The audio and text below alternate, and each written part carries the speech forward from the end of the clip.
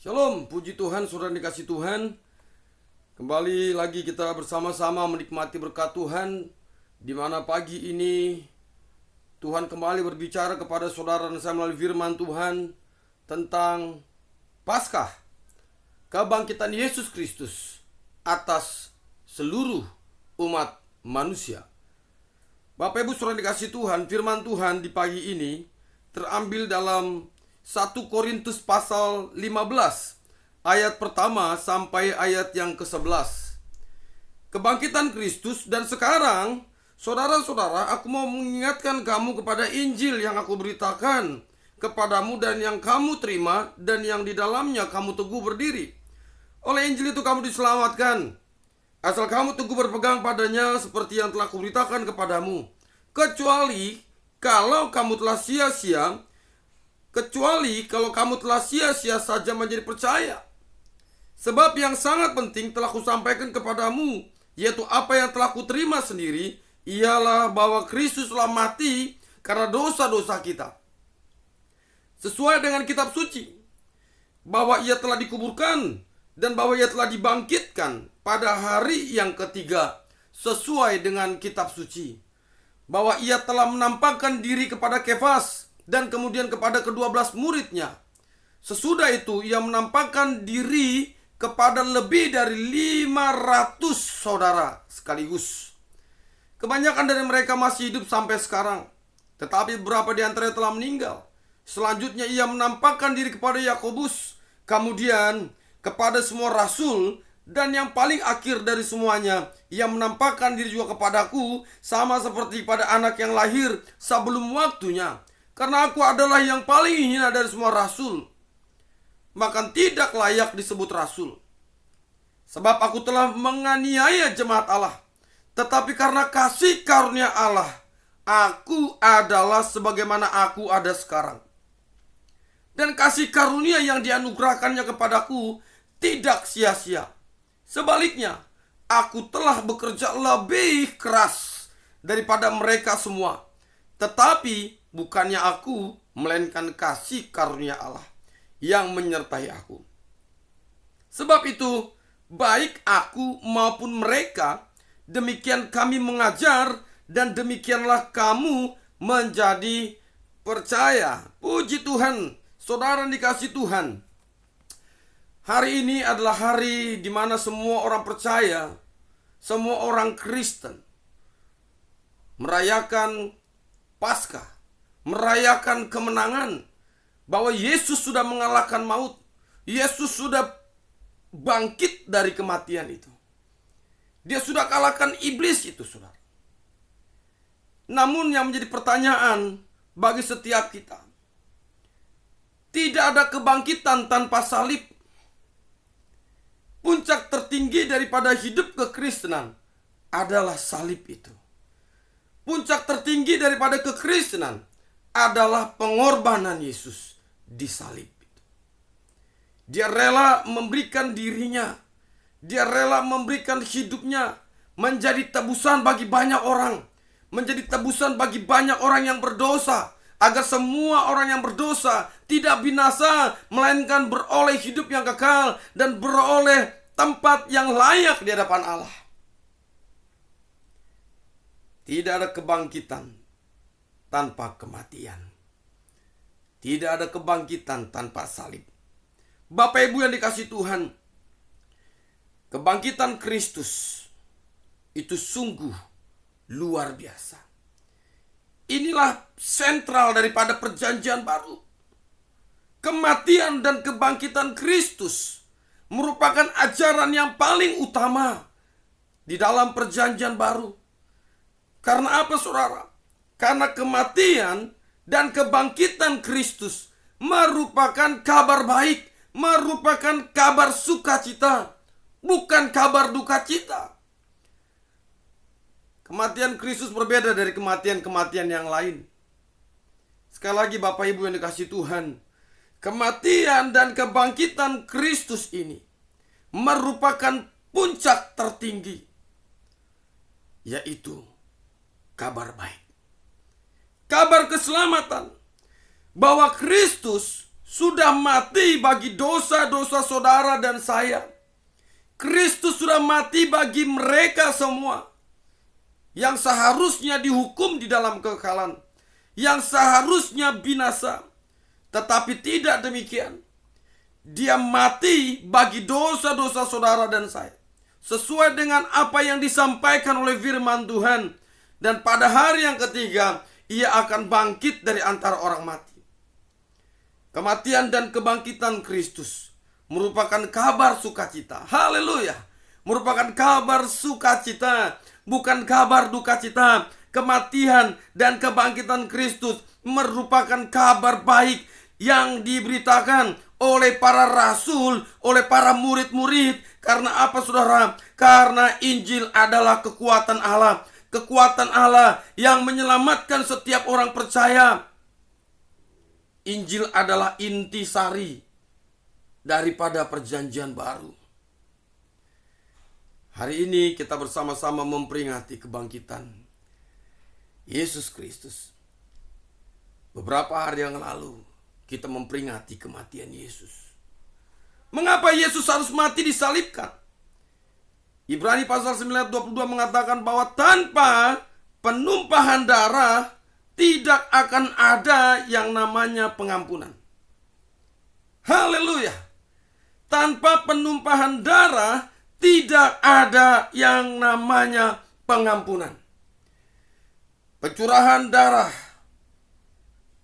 Yesus Kristus di Kalvari, di Bukit Golgota ini diperlukan untuk memberikan penebusan, diberikan untuk pengampunan.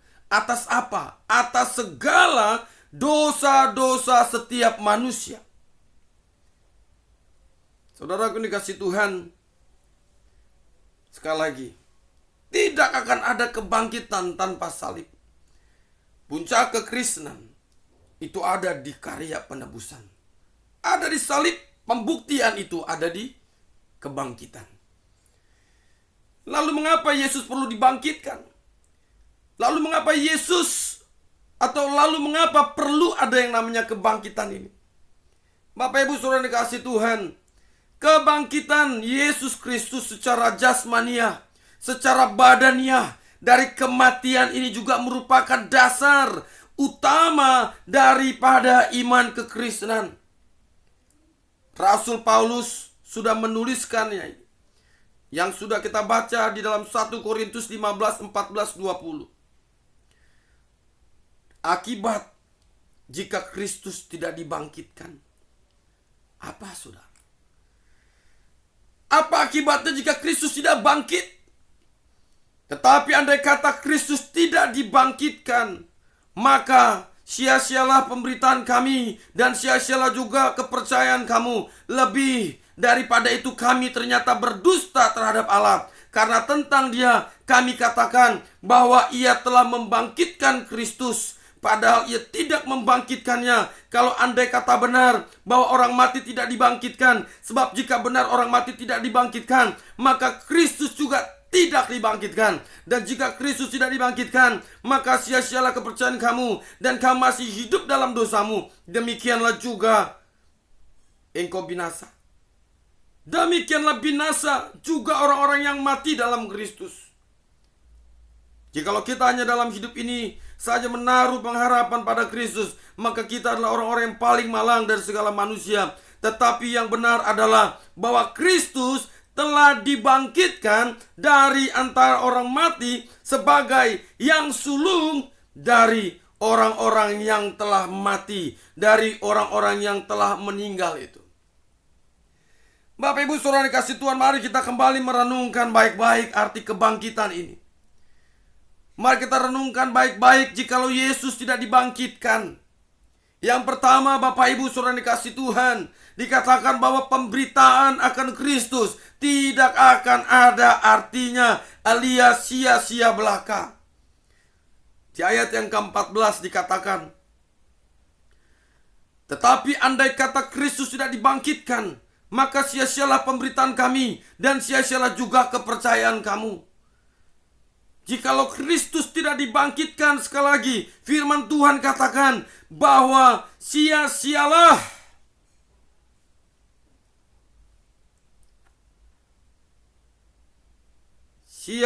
juga kepercayaan kamu.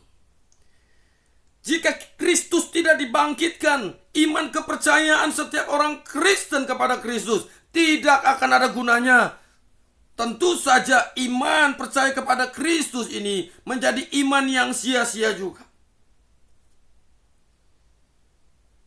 Lalu saudara, semua kesaksian dan pemberitaan tentang kebangkitan adalah dusta dan menjadikan para rasul pendusta. Ini jikalau Kristus tidak dibangkitkan. Semua kesaksian-kesaksian dan pemberitaan-pemberitaan firman, pemberitaan-pemberitaan Injil tentang kebangkitan Yesus Kristus adalah dusta dan tentu saja menjadikan para rasul ini menjadi, sebutannya adalah pendusta dan tentu tidak ada kebenaran. Ayat ke-15 dikatakan apa? Lebih daripada itu kami ternyata berdusta terhadap Allah, karena tentang Dia kami katakan bahwa Ia telah membangkitkan Kristus, padahal Ia tidak membangkitkannya. Kalau andai kata benar bahwa orang mati tidak dibangkitkan,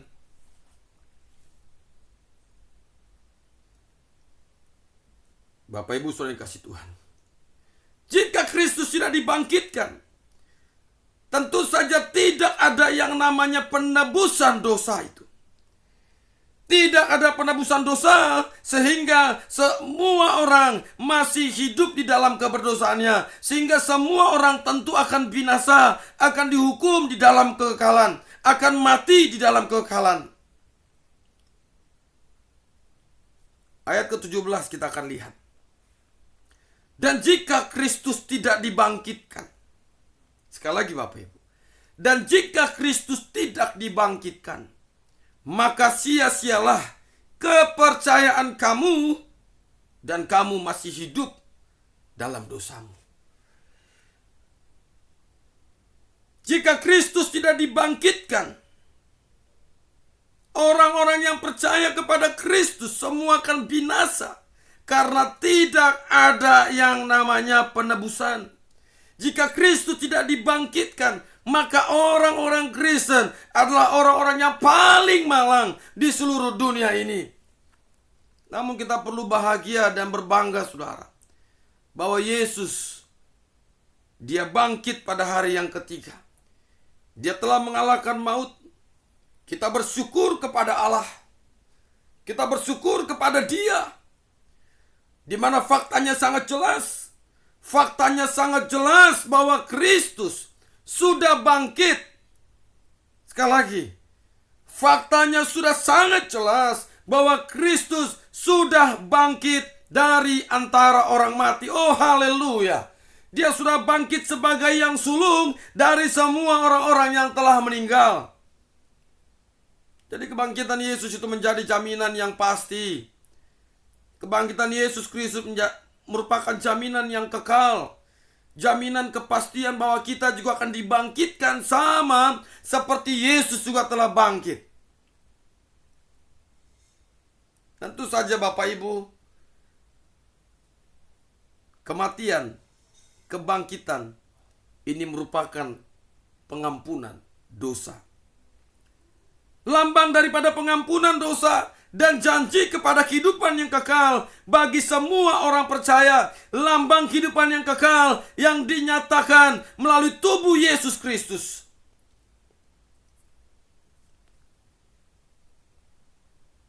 Firman Tuhan katakan, Yesus berkata bahwa Dialah roti kehidupan itu. Dia sudah memberikan tubuhnya. Dia sudah memberikan tubuhnya, Dia sudah memberikan nyawanya bagi semua orang, agar semua orang ini tidak binasa, melainkan menikmati hidup yang kekal, agar semua orang ini tidak dihukum, tetapi mereka boleh bebas daripada dosa itu.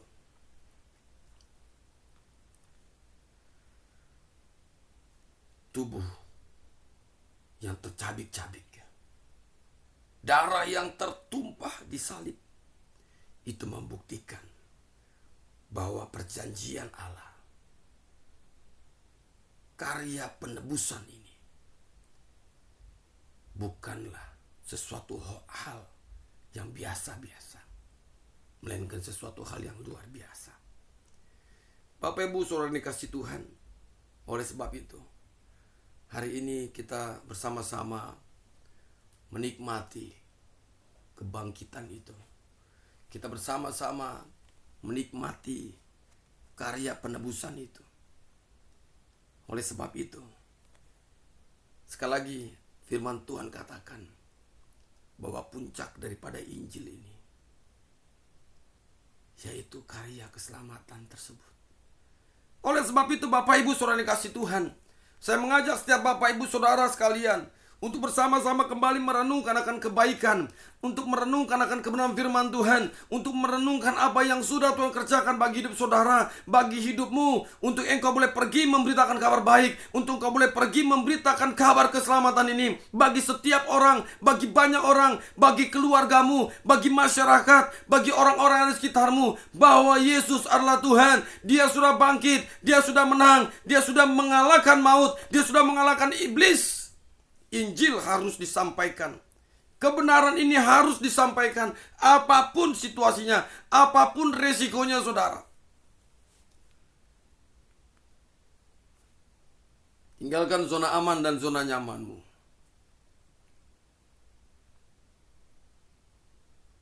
Berubahlah. Bertobatlah. Tuhan mengasihimu saudara. Dia sangat mengasihi saudara dan saya. Dia sangat mengasihi kita. Dia mau memberikan nyawanya. Dia mau memberikan dirinya. Kita berbangga. Harusnya kita bersyukur bahwa kita memiliki Allah yang hidup, bukan Allah yang mati. Dia sudah bangkit. Haleluya. Bangkit. Serukan nama Yesus, maju nyatakan kuasanya, kita buat iblis gemetar, kalahkan tipu dayanya dengan kuasa namanya. Bangkit, serukan nama Yesus, maju nyatakan kuasanya, kita buat iblis gemetar, kalahkan tipu dayanya dengan kuasa namanya. Nama siapa? Nama Yesus, menara yang kuat. Nama Yesus, kota benteng yang teguh. Nama Yesus, kalahkan semua musuh. Nama Yesus di atas segalanya. Hanya nama Yesus di atas segala-galanya. Tidak ada nama selain Yesus. Dia yang sudah membebaskan saudara. Dia yang sudah memberikan kepada saudara kemenangan. Dia yang sudah memberikan kepada saudara kehidupan yang kekal. Oleh sebab itu saudara, apa yang menjadi respon hidup saudara dan saya? Kita harus meresponi firman ini. Kita harus pergi memberitakan Injil. Kita harus pergi memberitakan kabar baik. Karena begitu banyak orang luar sana yang akan binasa, yang akan mati dalam kekekalan. Tapi saudara, Tuhan memerintahkan saudara dan saya untuk kita pergi memberitakan Injil ini, untuk kita pergi memberitakan kabar baik bahwa Yesus, Dia sudah membuktikan, Dia sudah mengalahkan maut, Dia sudah bangkit pada hari yang ketiga dan naik ke surga saudara. Haleluya. Yesus sudah bangkit. Saudara tidak perlu takut, saudara tidak perlu khawatir, saudara tidak perlu bingung. Karena Dia sudah membayar saudara dengan harga yang sangat mahal. Dia sudah memberikan darahnya, darah yang tertumpah di salib, darah yang tertumpah di bukit Kalvari, di Golgota. Untuk apa? Untuk setiap saudara, untuk kita ini dapat menikmati kehidupan yang kekal bersama-sama dengan Tuhan. Tempatkan Kristus di tengah-tengah rumah tanggamu. Tempatkan Kristus di tengah-tengah usahamu. Tempatkan Kristus di tengah-tengah bisnismu. Tempatkan Kristus dimanapun engkau berada. Tempatkan Dia dalam hatimu yang paling dalam. Dan yang paling utama adalah setelah engkau tempatkan Dia dalam hidupmu, dalam hatimu, ambil respon itu. Pergilah menjadi saksi Kristus. Pergilah memberitakan Injil. Pergilah memberitakan kabar baik. Baik tidak baik situasinya, suka tidak suka, pergilah memberitakan kabar ini. Beritakan kabar kemenangan bahwa Yesus sudah bangkit. Yesus sudah mengalahkan maut. engkau hidup, dia sudah mengalahkan semuanya. Puji Tuhan saudara. Rasul Paulus menuliskan ini. Dia mengatakan bahwa dia yang paling hina dari antara semua rekan-rekannya. Tetapi dia mengatakan, tetapi karena kasih karunia Allah ini, aku adalah sebagaimana aku ada sekarang. Dan kasih karunia yang dianugerahkannya kepadaku tidak sia-sia. Sebaliknya aku telah bekerja lebih keras daripada mereka semua. Tetapi bukannya aku, melainkan kasih karunia Allah yang menyertai aku. Puji Tuhan saudara, mari kita bersama-sama kembali merefleksikan firman ini melalui kehidupan kita. Yang Tuhan mau bagi saudara dan saya. Kita tidak berbicara tentang gereja yang besar. Kita tidak bicara tentang sebuah pekerjaan yang besar, usaha yang besar. Tidak. Namun hari ini yang Tuhan mau ingatkan kepada kita adalah responi akan firman ini. Karya agung, karya keselamatan, karya kebangkitan itu, di mana saudara dan saya diperintahkan untuk pergi memuridkan sebanyak mungkin orang, agar mereka tidak binasa, agar mereka menjadi murid Kristus, dan hidup mereka dapat kembali menjadi berkat bagi banyak orang. Puji Tuhan saudara, mari kita akan lakukan semua ini, karena Tuhan sudah melakukan itu lebih dahulu buat saudara dan saya. Kita berdoa. Bapa, kami bersyukur karyamu yang agung yang sudah memerdekakan kami. Engkau sudah mati disalibkan, dan tentu saja engkau sudah bangkit di hari yang ketiga. Dan engkau membuktikan bahwa engkau adalah Allah yang telah mengalahkan kegelapan, yang telah mengalahkan maut, yang telah mengalahkan kematian. Terima kasih Tuhan untuk firman ini. Kiranya firman ini Tuhan tidak berlalu begitu saja dalam hati kami, dalam hidup kami.